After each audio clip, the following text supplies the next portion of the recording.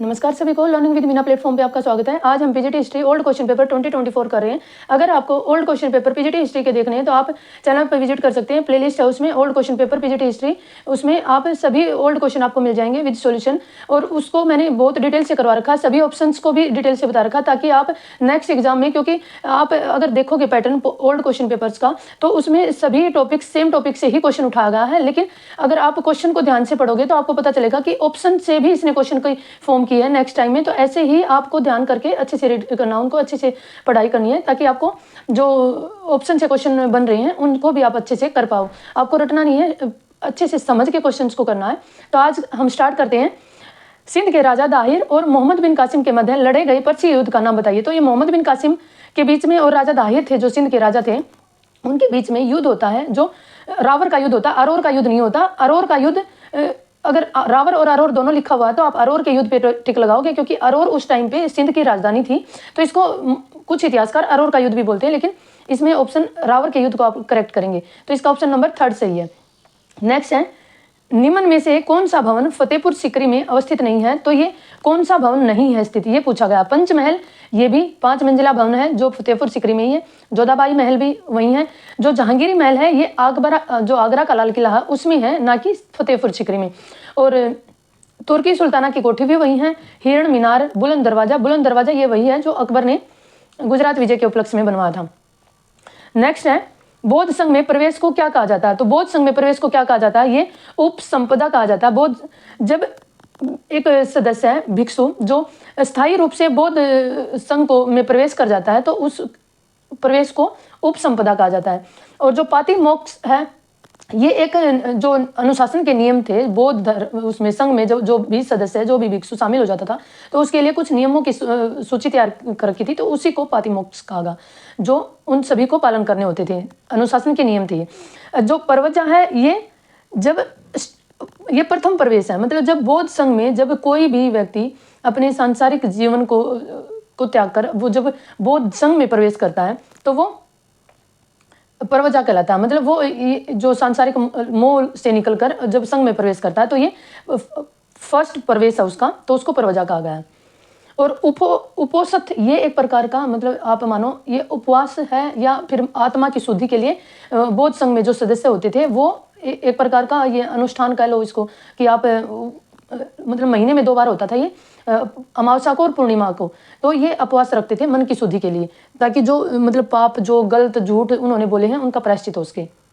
Next question है, निम्न में से किसने वीर सिंह देव चरित्र एवं जहांगीर जस चंद्रिका की रचना की थी। तो ये कवि केशव दास थे जिन्होंने ये दोनों रचनाओं की रचना की थी, वीर सिंह देव की भी और जहांगीर जस चंद्रिका की भी। वीर सिंह देव बुंदेला ये वही व्यक्ति है जो ओरछा के शासक थे, एमपी में पड़ता ओरछा, जिसने ये जहांगीर के एक अच्छे दोस्त थे, क्योंकि इसी ने वीर सिंह बुंदेला ने ही जो अबुल फजल थे अकबर के दरबारी कवि, उनकी हत्या करने में जहांगीर ने इन्हीं की हेल्प ली थी, और वीर सिंह बुंदेला ने ही अबुल फजल की हत्या की थी। और इसके पीछे भी एक स्टोरी है कि क्यों की थी, ये मैं आपको डिटेल में कभी बताऊंगी, कोई स्पेशल वीडियो बनाऊंगी उसमें जब बताऊंगी आपको।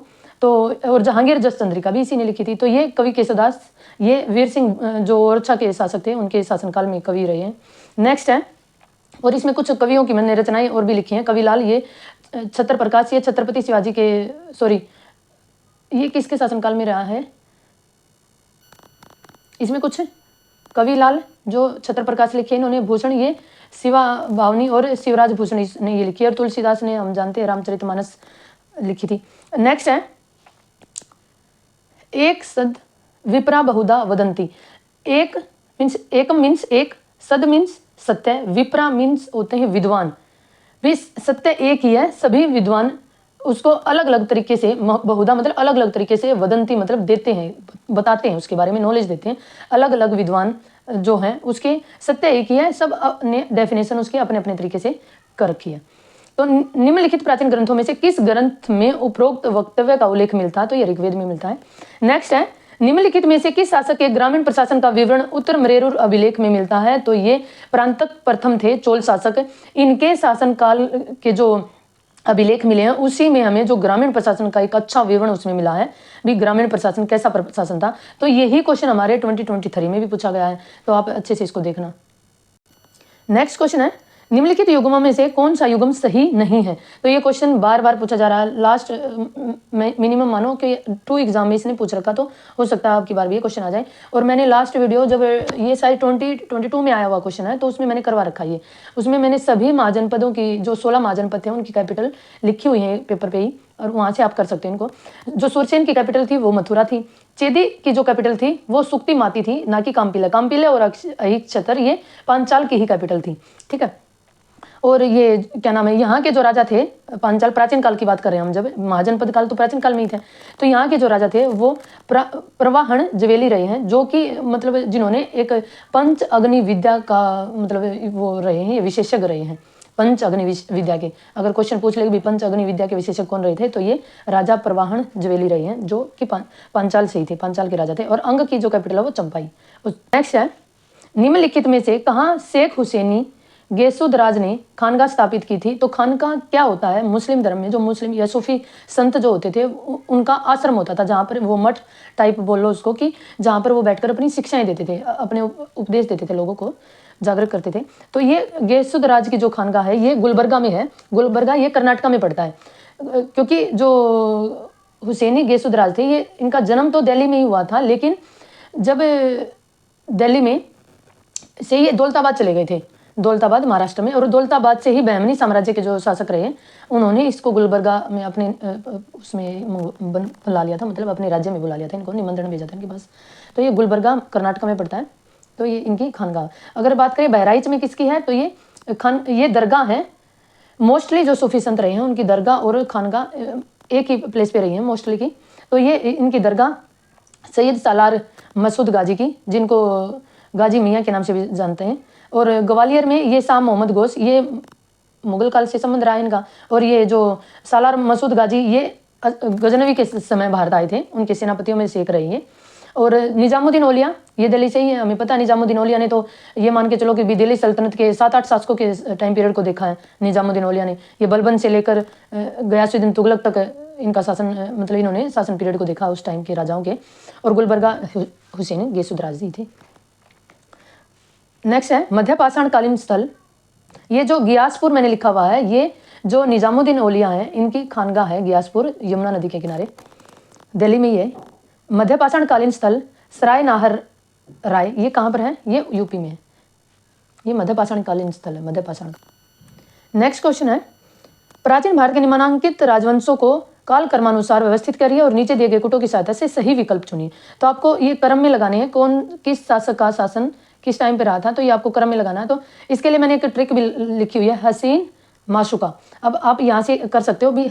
एच से बनेगा हरियक वंश, फिर हरियक वंश के बाद SHI से बनेगा शिशुनाग वंश, N से बन जाएगा हमारा नंद वंश, फिर M से बनेगा मौर्य वंश। मौर्य वंश के बीच में एक K से कुषाण वंश भी आएगा, और फिर शुंग वंश, फिर कण्व वंश, और फिर सातवाहन वंश। ऐसे इसकी ट्रिक बना सकते हो आप, हसीन माशुका। तो आप क्रम से इनको अच्छे से लर्न कर पाओगे। फर्स्ट हरियक वंश रहा है, सेकंड हमारा मौर्य वंश था। वैसे बीच में और भी वंश रहे हैं, लेकिन यहाँ क्वेश्चन के अकॉर्डिंग हम बात करें तो मौर्य वंश है, फिर उसके बाद शुंग वंश है, और फिर सातवाहन वंश है। क्वेश्चन के अकॉर्डिंग बात करें तो यही है, ऑप्शन नंबर डी सही है इसका। नेक्स्ट है, निम्न में से कौन सा यजुर्वेद का ब्राह्मण ग्रंथ है? ये क्वेश्चन भी पीछे लास्ट ईयर में आया, वहाँ आपने वीडियोज को देखा तो लास्ट ईयर में आया हुआ क्वेश्चन ये भी। तो यजुर्वेद के ब्राह्मण ग्रंथ की बात हो रही है, तो ये शतपथ है यजुर्वेद से। अगर ऋग्वेद की बात करें तो ये कौशिक की और ऐतरेय, ये ब्राह्मण ग्रंथ ऋग्वेद के हैं, और अथर्ववेद का है गोपथ। ये हमने लास्ट उसमें भी कर रखा है क्वेश्चन डिटेल में। नेक्स्ट है, निम्नलिखित में से किस सल्तनत शासक ने राजस्व का वार्षिक अनुमान लगाया था? तो ये फिरोज शाह तुगलक रहे हैं, अलाउद्दीन खिलजी नहीं। फिरोज शाह तुगलक ने ही जो ऋण पंजिकाएं थी उनको रद्द कर दिया था, मतलब जो किसानों ने ऋण वगैरह ले रखे थे उनको खत्म कर दिया था इसने। नेक्स्ट है, एम्फोरा का संबंध, ये मर्तबाण था, ये प्राचीन काल में समय नवपाषाण के टाइम पे ही ये एम्फोरा बर्तन जो मर्तबाण थे। तो नेक्स्ट है, दिल्ली के निम्नलिखित मुगल बादशाहों को काल क्रमानुसार व्यवस्थित करिए और नीचे दिए गए कुट की सहायता से सही विकल्प चुनिए।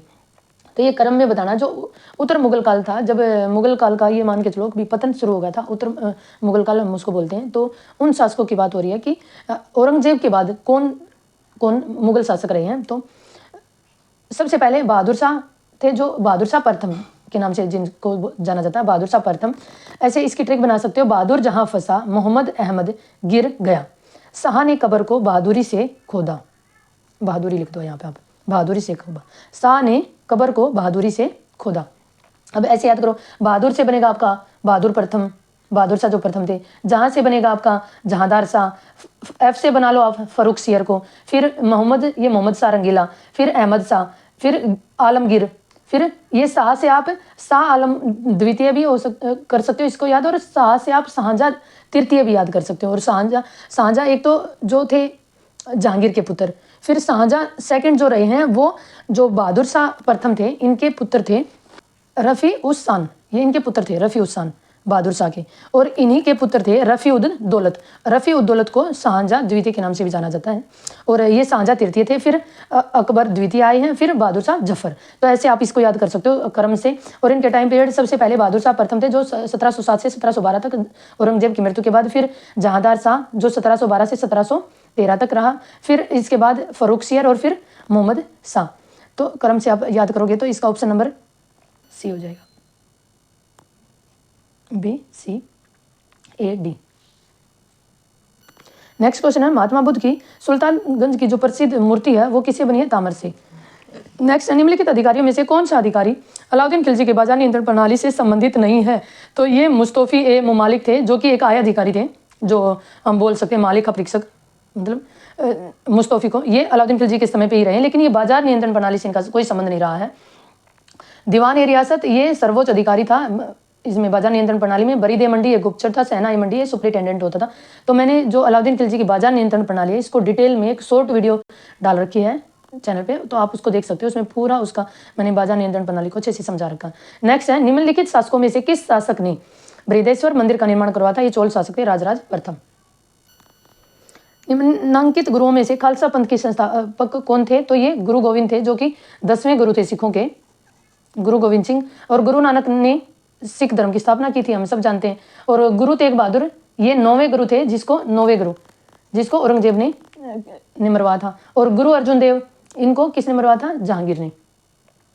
नेक्स्ट है, निम्न में से किस अभिलेख से स्थापित होता है कि हर्ष ने वल्लभी शासक ध्रुवसेन सेकंड को परास्त किया था? तो वल्लभी के शासक ये ध्रुवसेन, जिनको हर्षवर्धन ने हराया था। तो ये नवसारी ताम्रपत्र अभिलेख से, ये इंपॉर्टेंट क्वेश्चन है, पहले भी आया हुआ है।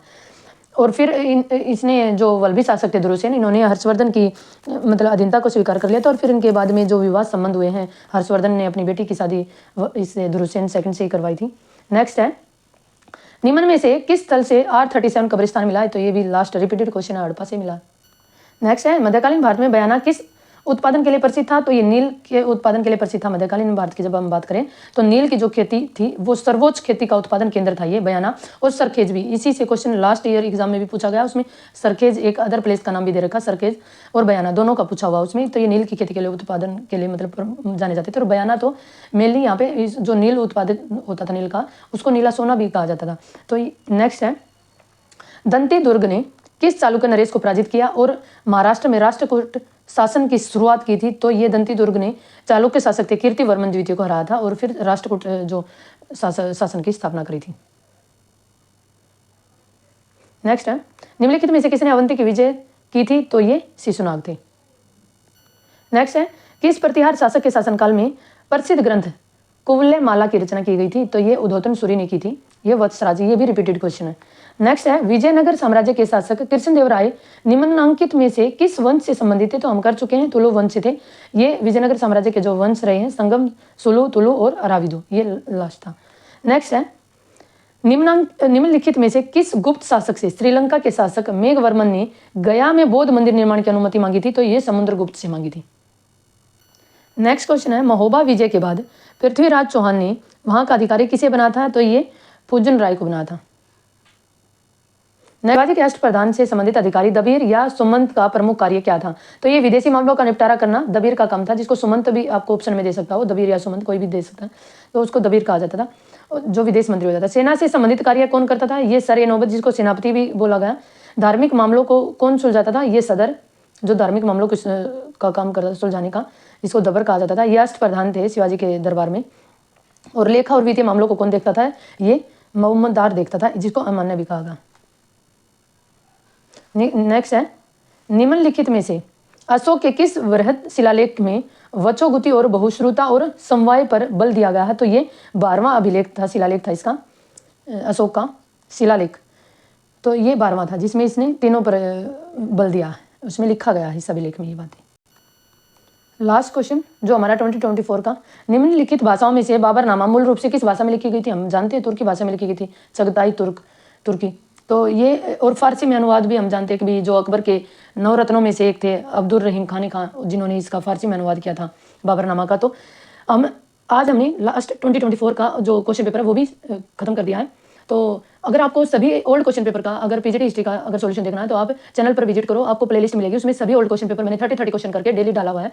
अगर आपको डिटेल में सॉल्यूशन देखना है तो आप वहाँ से कर सकते हैं। प्लीज़ कमेंट किया करो कि आपको जो मैं करवा रही हूँ कैसा लगता है कंटेंट, और अगर आपको कुछ भी सजेशन मुझे देना है, अगर कुछ कंटेंट में आपको कमी लगती है तो आप प्लीज़ कमेंट करके बता करो कि मैम यहाँ से इसमें आप सुधार करो, तो मैं आपके कमेंट पर जरूर फोकस करूँगी। अगर आपको कुछ अदर किसी टॉपिक से रिलेटेड कुछ समस्याएं आ रही हैं तो आप कमेंट करके बता सकते हैं कि आपको किस में क्या कुछ प्रॉब्लम आ रही है, तो मैं आपकी सोल्व करने की कोशिश करूँगी। प्लीज़ थोड़ा टाइम बचा है, अगर आपको स्टेट निकालना है तो आपको सब्जेक्ट पे फोकस जरूर करना पड़ेगा। आप सब्जेक्ट पे फोकस कीजिए और साइकोलॉजी पे फोकस कीजिए, ताकि आपका एग्जाम निकलने में मतलब आप करीब पहुँचोगे वहाँ पर, अगर आपने 2 सब्जेक्ट को पक्का कर लिया। ऐसे ही मेरे साथ जुड़े रहिए, प्लीज़ मेहनत कीजिए, मेहनत करेंगे तभी सफलता मिलेगी। सफलता का कोई शॉर्टकट नहीं होता, इसके लिए आपको मेहनत करनी पड़ेगी, मेहनत करोगे तभी सफल होगे। ऐसा नहीं है कि कोई ऐसी जादू की कोई चीज़ें हों जो एकदम से रातों रात हो जाती, नहीं, जो मेहनत करता है वही सक्सेस होता है, उसी को सफलता मिलती है। तो मेहनत करते रहिए, खुश रहिए, मस्त रहिए और पढ़ाई करते रहिए। Thank you.